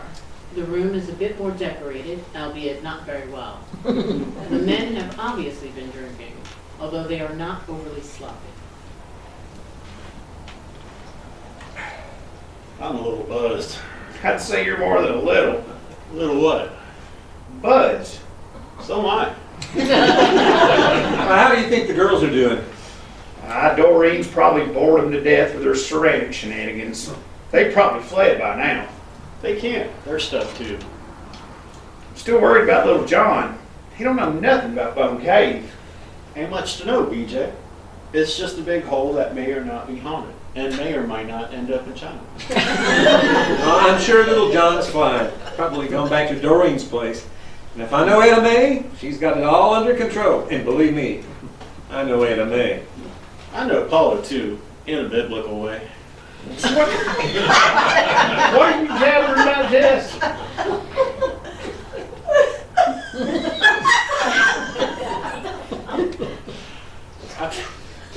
I think I got her knocked up. She's been sick every morning for a week and a half. I'd be sick too if I had to wake up next to you. You wouldn't wake up next to me, BJ. I'm not a member of the LGBTYN plus community. Anyhow, I'll let you know when she tells me. Well, congratulations, Jess. I did it all by myself. Well, I certainly hope so. When me and Doreen had LJ, she was thrilled to death. I bet you were, too. Sure I was. And Doreen looked so cute, all swole up like a watermelon. I hope Paula don't get all swollen up like a watermelon. She will. I hate watermelons. They make me nervous. Too many seeds. Anyway, she had this maternity dress that said, "Yes, sir, he's my baby." Wore it everywhere. We were so proud. Now that little shit's gone camping in a monsoon. What's a monsoon? Rain. I thought that was a deluge. Well, they both are. Don't confuse me. Anyway, if anything happens to either one of them, I'll never forgive myself. Like I said, I'm sure Anna Mae's taking care of everything. She always has. I've never seen her upset. Why is that? She has her reasons. I don't know, Wayne. I've never seen her get mad about anything at all. Yeah, I think if someone kicked her in the shin, she'd say, "That's okay, I'll draw the next one." It ain't natural. She's so peppy, it makes me nervous. Well, she just... Hey, we need some music to lighten things up. You know, the boot scooting boogie. Hell yeah! I got a quarter. Jess crosses to the jukebox. Grab your partners. They all grab beers. Wayne reluctantly joins. Yeehaw! They sing Boot Scootin' Boogie and do a line dance to the song. Jess takes center stage and has a solo in the middle of the song. After it ends, they give high fives. That's just what we needed. Doreen taught me that dance. Kind of wish she was here. You know, just to make sure we were doing it right. They whoop and holler and clown around. A horn is heard. It's the delivery truck. I'll get it. Big Here's the Jack- case. That sounds like BJ may be having second thoughts about Doreen. I was thinking the same thing. I hope they patch things up. You know, Big John's the one who bought her that kiln 2 years ago. What's killing? If it's rain, I'm going to shoot myself. It fires ceramics. Why? What they do? Well, look, why don't we start decorating this cake? It don't look too tasty. It ain't real, you know. Well, since it's made out of wood and cardboard, I kind of figured that. All we have is that droopy crepe paper. Well, I reckon that's better than nothing. Besides, it's pretty fitting for Droopy Sherry Smart. Wayne indicates her breasts. I still think Doreen could. We're way past that, Jess. They start to decorate the cake. Jess decides to climb inside. What are you doing, Jess? Watch this. Guess what I am? I know what you are. No, seriously. Guess. Jess starts going up and down in the cake. He stands, then squats and disappears. He repeats this several times. Wayne stares blankly. Did you figure it out? What am I? I have no idea. I'm a cherry Pop-Tart. Get out of that cake before you mess it up. It ain't real. We've established that already. Big John enters. Hey guys, What's up? Bad news. The driver says he barely made it here in his semi. Says there's people in boats everywhere. Seriously? Yeah, says the dam over at Horseshoe Lake has a huge crack already. And it's getting worse. He says there's a mass exodus of folks trying to get to higher ground. Knotty Pine's done full. We gotta get to the girls. Not a chance. The delivery guy says roads are closed in all directions, especially down in Doreen's neck of the woods. No, we're pretty safe here. We're on high ground. You better stay put. Shit. Now, BJ, calm down. I'm sure Etta May... I know Etta Mae's got everything under control, right? And your daughter Corky and Paula and Doreen are all just fine as long as Etta Mae's in control. BJ, just listen here. Guys, just calm down. Little John enters. Daddy, Little John, is that you? Little John crosses to Big John and hugs him. Little John, how'd you get here? I thought you were camping. Are you kidding me? It's a... Monsoon? Yeah, a monsoon out there. Doreen Jenkins didn't raise no fool. After I got to Daddy's, I started thinking, senior prom's coming up, and hell, I don't want to be grounded. I done promised Corky we'd go. Good man, LJ. I tried to make it back, but I got the truck stuck, Daddy. Sorry. I don't give a crap about the truck, buddy. I'm just glad you're safe. What happened? Some rent-a-cop and a boat got me just as the water was getting up to the door. Water was gushing and rushing, and it was like he parted the waters and got me out of there just in time. Really? Yep, he brought me here. I asked him to take me to Mama's, but he said it was too dangerous. Told him about Eddie and Snake. He said he'd send word that they were in Bone Cave. Hope they're okay. The sound of wind starts to pick up. What are we going to do about the gals, y'all? There are people everywhere, and boats and trucks. 2 people were killed over in Hillsville. A tornado touched down and flipped the trailer. That's just 18 miles from here. That Nancy lady on Channel 6 said we're not out of the woods yet. She's mighty uppity since she lost that rose ceremony. What? It's not worth it, buddy. Anyway, it's like the end of the world out there, y'all. I gotta get to Doreen. I don't know what I'd do without her. Really, Daddy? I thought you said... I said a lot of things. The sound of wind gets louder. Look, guys, the first thing we got to do is check the weather. Sounds like the storm is really starting to kick up out there. We can't help the women if we can't help ourselves. Good point. Why don't me and Jess go check the TV in the break room? See if Nancy has anything new to say. I don't trust that woman. Wayne and Jess exit. Daddy, are you and Mama getting back together? Who knows, LJ? We just gotta make it through the night first. Why'd you leave, Daddy? She left me, buddy. What? She left me for ceramic frogs and cats and vases and piggy banks and cow mugs and praying hands. Just didn't feel like there was any room left. Come back. What's gonna change this time? Me. Wayne enters hurriedly. Guys, we got to get in the cooler. Nancy says there's rotation, and it might even be on the ground. Jess rushes in. It's coming. That bitch is taking this rose crap way too serious. Huge wind sounds are heard along with thunder and lightning. Let's go, guys, now! They exit. In the distance, a tornado siren is heard. The lights go out. There is a sound of breaking glass. A huge crash is heard. Stay down! Little Stay John! down! Little John! Oh my God! Then silence. End of scene 2.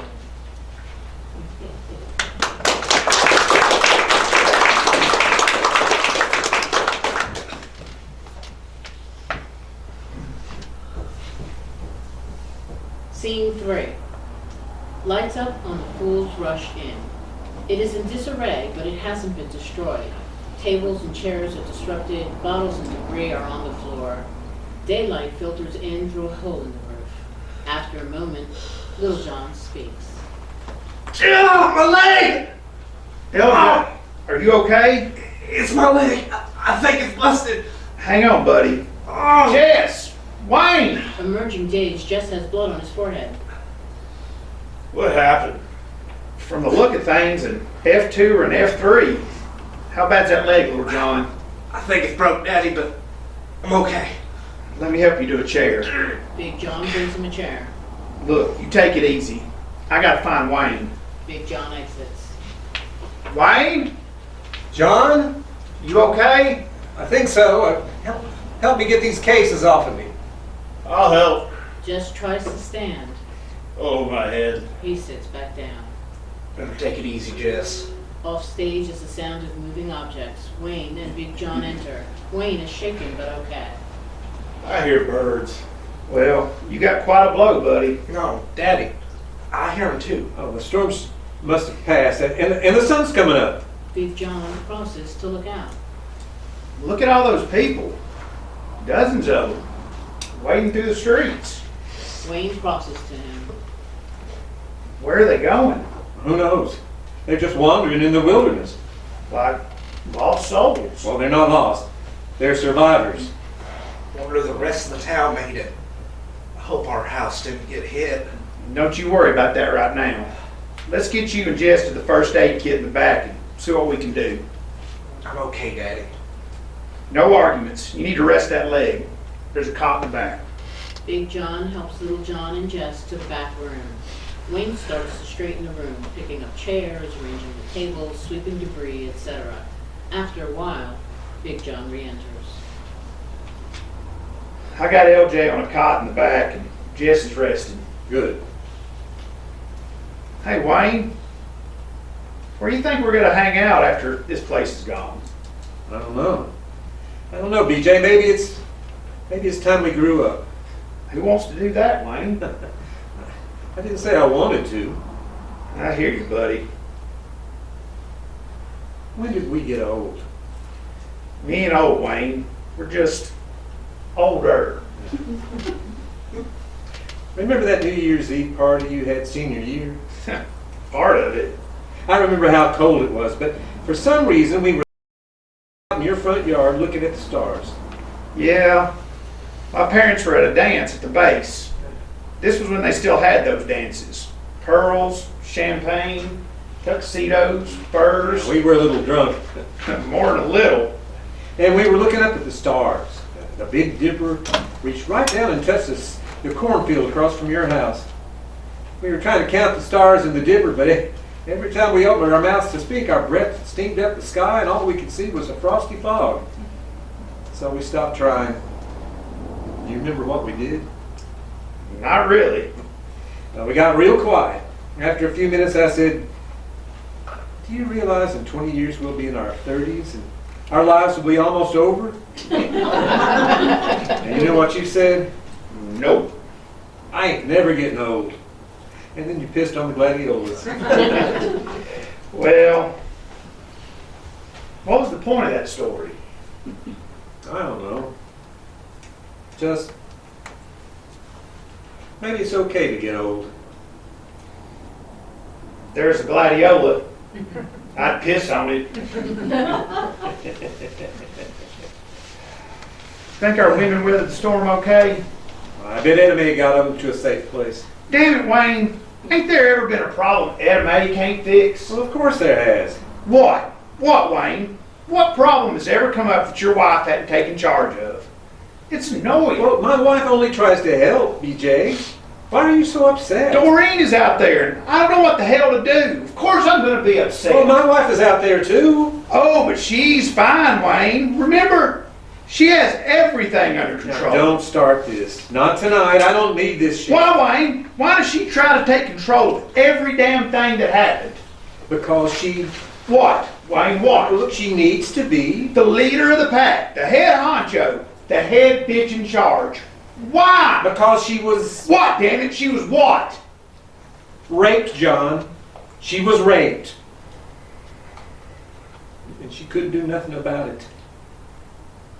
My God. Wayne sits down and buries his face in his hands.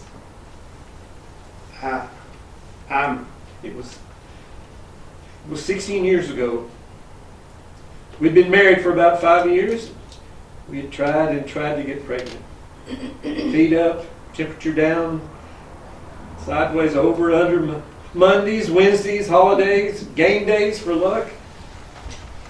Nothing worked. Wayne, Well, I didn't know. we looked it up. No caffeine, no alcohol, dark chocolate, no trans fat, no carbs, more fiber, Wayne, high fat, low fat, no fat, multivitamin, exercise, rest, yoga, bee pollen, but nothing. There was a doctor up in Jonesboro, Dr. Rashad. People recommended her. We were willing to try anything. of course you were. And May was so ashamed. As if it was something that she just wasn't trying hard enough for. She was doing everything, BJ, every damn thing she could do. I know she was. I did my best to comfort her. To let her know that she was enough, that we were enough. And then one day she was up in Jonesboro at an appointment, and she got the news. Turns out, it was my problem. I couldn't. Wayne, I'm so sorry. She was leaving the doctor, and she was in the parking garage, eighth floor. Hardly any cars up there at that late. Right as she was about to get in her car,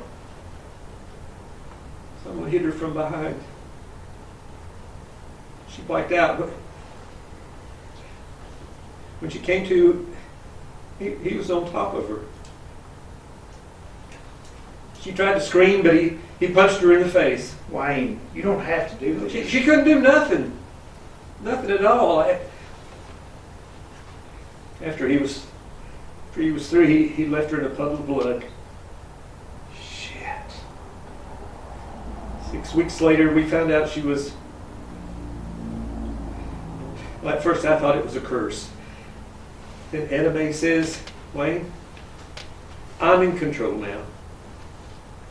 What do you want to do? Together we got down on our knees and said a prayer. And that prayer became a beautiful little girl named Corky. I love those women more than life itself. Big John brings him a towel. Wayne wipes his face. Big John gives him a hug. Sometimes I'm an asshole, Wayne. Listen, I didn't mean to bring the party down. This party was already pegging a 10 on the suckometer. So what are we going to do now? Suddenly, there is the sound of a small motorboat. Jess and Little John enter. Jess's head is wrapped in gauze, and Little John uses a mop as a walking stick. I hear birds. I think he has a concussion. No, Jess, that's a motorboat. Someone's coming for us. Hello? Anyone in there? 4 of us. Officer Dodd enters. Is anyone hurt? Not too seriously. So which one of you is Big John? That's me. How'd you know? So you belong to Doreen. I used to. I'm Wayne. How did you... Doreen sent me. She said to tell Big John that she killed most of her soldiers, but I don't know what that means. Neither do I. She said to say they were ceramic, but the ones I love the most are unbreakable. She still loves you, Daddy. I could see it in her Eyes? diary. You did. I did. She's been spying on me since I was 12. Paybacks are hell.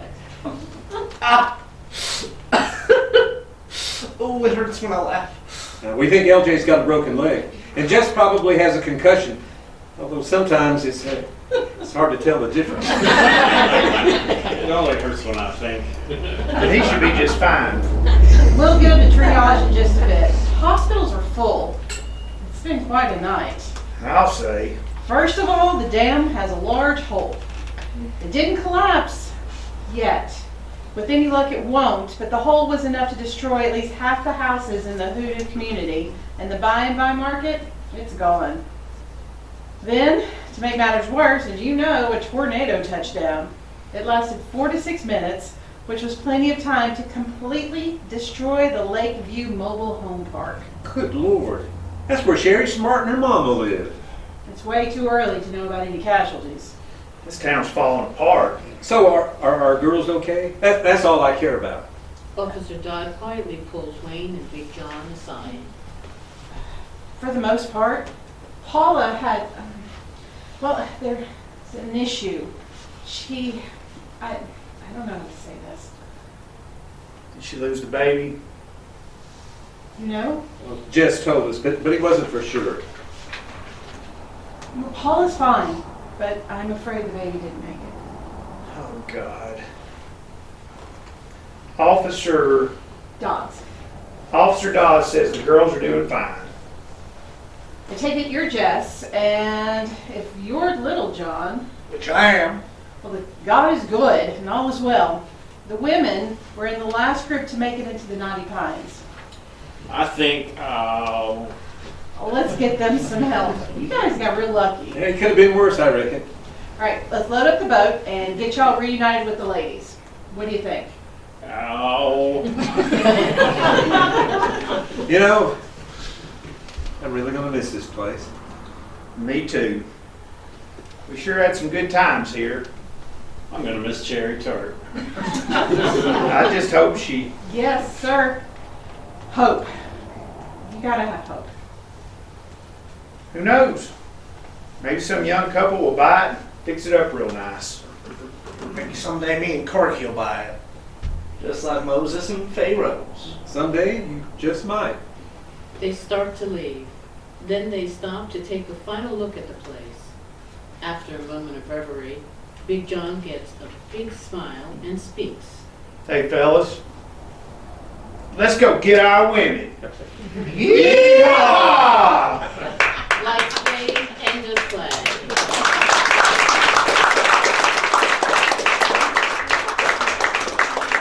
We hope that you enjoy our performance and that you will stay a little while longer for our question and answer time with our actors and our playwright, Warren Gore.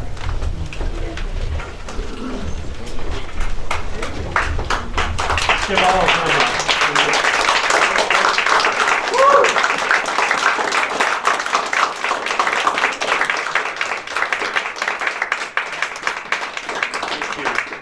I want to say thank you to all of you for being here, and thank you for this great cast. It's just come together so nicely. I'm really proud and pleased with it, and I'm grateful to Warren for writing this script and for sharing it with us and for allowing us to share it with you. So I wanted to introduce you to Warren Gore, and Warren, if you have a few words, go ahead. I was just going to say, I wrote this when I was about 28, at least the first part, and all of a sudden, out of nowhere, I was hit with a state of depression, clinical depression, and I was in the hospital for 3 months, and I couldn't get out of bed, I couldn't do anything, and so to try to help myself, I just started writing this play. It kind of wrote itself, but at that time I was questioning about God, you know. I was like, why did you do this to me, you know, and I felt miserable, and the more I wrote, the more I felt some hope. And then about 30 years ago, it played in New York, and the critics liked it. They liked how it ended Act 1 with you not knowing what happened. The audience, on the other hand, kind of hated it because I didn't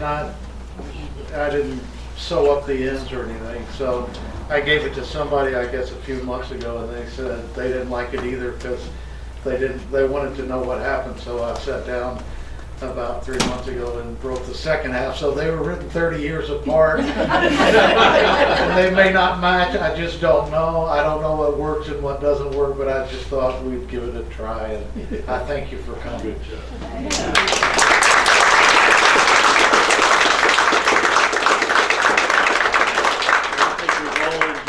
And at this time, I'd like to open the floor to you. Anybody have questions, comments, any feedback for Warren or from the cast? The cast did an excellent job of making it believable and entertaining. Yeah, absolutely. Thank you.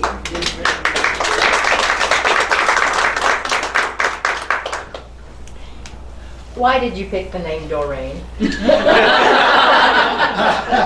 And I'll tell you what, that's my name. And I was well into adulthood before I ever met another Doreen. So You know, that's funny. I have no idea. I know why I picked a lot of because I went to school with people, and I would say, oh, this fits Paula, for some reason, was Paula Prentice and Where the Boys Are. I don't know why. Doreen, I don't know. I don't know that I even know a Doreen. Well, you do now, huh? I do. Yeah, I'm not quite sure where that came from. Well, as a cast member, I think for me, it really hit me strongly. You have the dynamics of the women's perspective and then the men's perspective, which I think is very interesting, and you're able to see the whole story a little more clearly, because just from one side you don't really see the whole story. But one thing that struck me as an advocate, I do domestic violence and sexual assault, and you often really think about how it affects the person it happened to, but the way that Mr. Gore took the men's perspective and had the story come out through that, I thought was really helpful and unique, and also really true to the characters, to let that come out and how it affected and how painful it was for him to not be able to protect his wife, or one of the things he says, he couldn't do anything about it. She couldn't do anything about it, and that she was hurt, and that and that they were going through something, and how fertility issues also affected him, and also how that crime and that abuse affected their family dynamics, and how it still 16 years later was still affecting her behavior, but that behavior was affecting their family dynamics. And I thought that was brilliant how that came out with and all those. There's a lot of hilarity in the pain that they're going through, but also, that they're all bonded together in all these ways, and they fight amongst themselves, but they're all close knit, and they complain about different things, but they all really love each other. And the way that you pulled all that together and thread it was just beautiful from my perspective. Warren is just naturally hilarious. He makes me pee on myself frequently. The first act had a certain Steel Magnolias feel to it. And so one thought was, to what degree, if any, was that was the script of that? I'm very glad you asked that question, because one of the critics, this played in Nashville, I guess, 10 years ago or something. One of the critics wrote it was nakedly derivative of Steel Magnolias. So that was a criticism. I wrote it 1 year before Steel Magnolias. So I like to say Steel Magnolias was nakedly derivative of Yeah, good question. Yeah. Anybody else? From the cast? I just want to say I enjoyed the humor that, various parts played and made a big difference. That was we needed that. It was really well done. Good job. It was sad, it was funny. Yeah, right. It was deep, Yeah. and then it was light. Yeah. It was all over the place. Just like life. Yeah. Right. Okay. Awesome. Yeah. Awesome. Michael. I will say, as an actor, I like that you put a lot of it in subtext and a lot of it for the actors to be able to play with. Like, that you have the dynamic between each of the characters, but again, a lot of the drama is just in subtext, and that's up to the actors to really bring that out. I think that was really well shown with Doreen's breakdown at the end there, is you have a lot of good writing there, but that is carried by the actor. Yeah. That is, you have to have the emotion there, and you have to have and you put that trust in your actors by doing that. You don't make it. I guess what I'm trying to say is you're not trying to be smarter than your audience. You're trying to relate to them. I've read other things written by him, and he's very, very good at that. Yeah. Plus the colloquialisms, It wasn't hard to get all the accent stuff right. That's just here, And by the way, we only got to rehearse this once. Yeah. So these guys killed it at that one rehearsal. I'd like to see They didn't need a lot of rehearsal. That was all fresh. And Warren, I wondered if you had questions for the audience. Well, one thing I wondered, because I don't know a lot about writing, I just do it a lot. I mean, was there anything that didn't work and you go, that came way too fast? That emotion of sadness or whatever was jammed up against something too funny. Was there anything that felt rushed? Because it won't hurt my feelings at all. I don't think it was rushed because it was in a crisis situation. So, and in a crisis, you know, things are going like this. You know, so no, I didn't think it was rushed at all. Landing on a railroad track. I think you should have probably went ahead with that wet t-shirt. Yeah. That's the best part. Oh, I'm sorry. Suzanne has a question. Yeah, well, it's just a comment. You know, I saw, I guess, it performed, I guess, years ago. 30 years ago. Yeah, we won't so loud. Yeah, I vaguely remember that. Yeah, but I like the second act. Do you? Okay. It completes it and it answers it. I mean, the ending of the first act, you know, about the ceramics, that was cute, you know, but you don't know what happens. Yeah.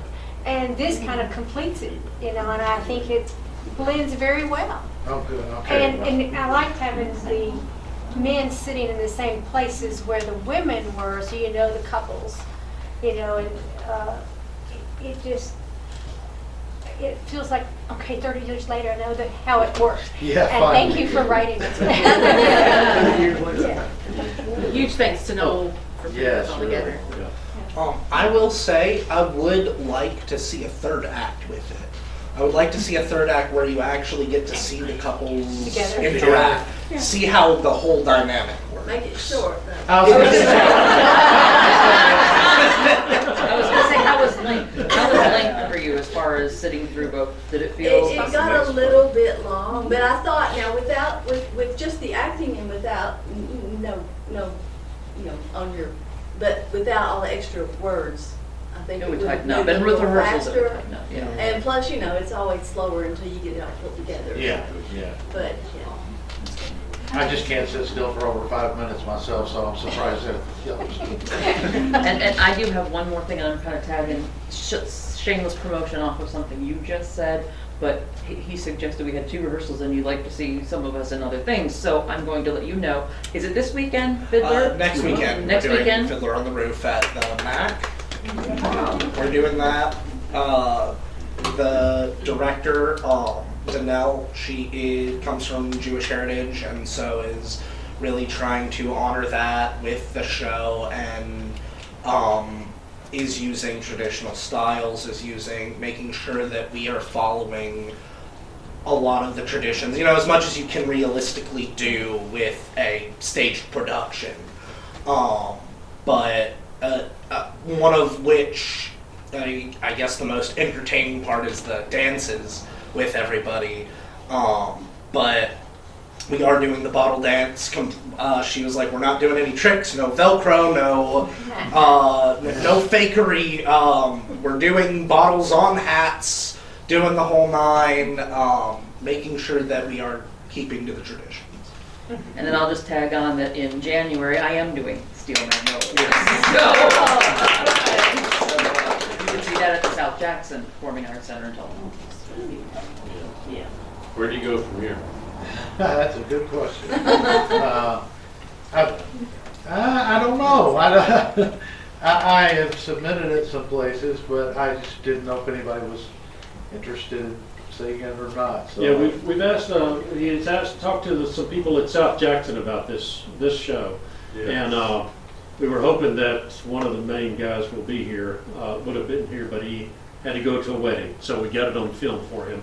But readings like this help. It shows that it had an audience that gets word of mouth. It gets exactly. something he can write down and say, look, this played here. You would stage it there. Yeah, we would hope that this might create a buzz, so that if it does get selected at one of the local theaters, that you can say, oh yes, I know that show and I can recommend it. And he could hear the audience reaction. Mm-hmm. Yeah.